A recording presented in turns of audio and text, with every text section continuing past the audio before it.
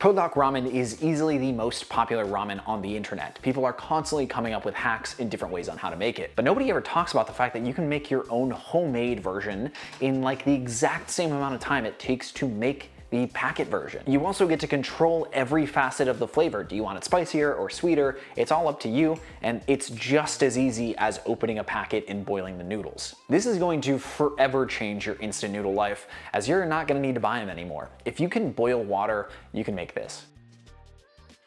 The defining heat of this dish comes from Korean chilies in the form of both gochujang chili paste and gochugaru chili flakes. Mix together 15 grams of gochujang and then 5 to 10 grams of gochugaru. Gochujang is important for the texture of this, so don't change the amount of that. The gochugaru or chili flakes are gonna be how we control the spice levels on this. 5 is gonna be a lot milder and 10 grams is gonna be a lot spicier. You can also buy hot gochujang if you want that instead. The one I've got is just a big old tub of mild, so I can control it more easily with the flakes themselves.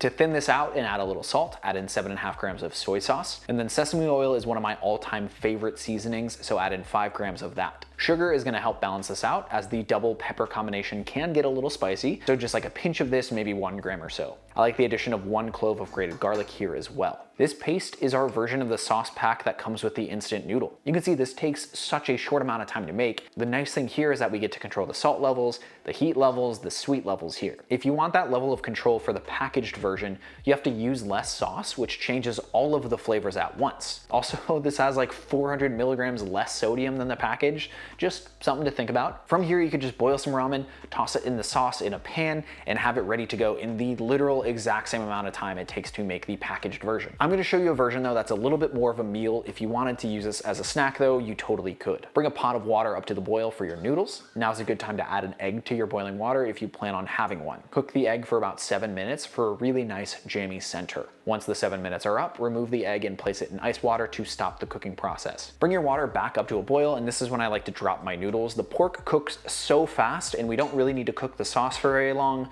so just feel free to start this when you're gonna start your pork process. In a skillet over medium-high, begin browning 50 grams of ground pork. The pork I get is usually fatty enough so that I don't need to add any cooking oil here. This is such a small amount of pork that it cooks in about like a minute or two. I like to just make it into a thin layer and then break it up, and you've got your cooked pork pretty much ready to go in the same time that the noodles are done in. Once your pork is nice and brown, add in all the sauce and then scrape up any brown bits. Feel free to add a little bit of water to help you with that if it's too thick right now. If you weren't using pork here, you would just heat up your sauce slightly so it's warmed through before you add your noodles, and then stir fry them together. Once the noodles are cooked, add them directly to the saucepan so they can soak up all of that spicy, porky goodness. Continue to toss and add water as needed so you can adjust the texture to what you prefer in your final bowl. If you want it a little looser, that's totally fine. If you want it really, really tight, that's okay too. Add a bunch of sesame seeds and some sliced scallion for that fancy feel, but that's totally up to you. To me, I find that Buldak is really, really over adjusted in the kind of like artificial heat flavor.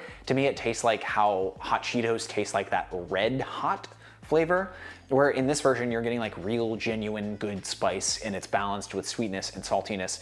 And in my mind, it's just perfect this way. This is how you take something super simple like a packaged ramen and turn it into something that you feel happy about eating at home. You could totally just add some like sliced cucumber to this, and you've got a full-on meal here, and that took you like 10 minutes to make. Basically, in the time it takes to boil water, you've got something really, really delicious, and it totally hits that same craving for that spicy hot Buldak ramen. This is exactly what you want to eat when you're craving that spicy, hot, creamy Buldak ramen. It's so, so good and so easy to make, and it can easily pivot into a full meal by adding pork and an egg and some vegetables if you want it. If you like this kind of cooking content, I make videos every week, so go ahead and like the video and subscribe to tell YouTube that you want to see more of this. A massive shout out to the amazing people supporting me directly on Patreon through patreon.com/CameronMarty. They get some cool benefits for supporting the channel, and I get to keep making videos like this, so it's a win-win. If you're looking for another noodle recipe that takes a little bit more time but has no meat involved whatsoever, check out this vegan miso ramen recipe. It is so delicious, and you're not even gonna miss the meat at all. Thank you so much for watching. Cheers.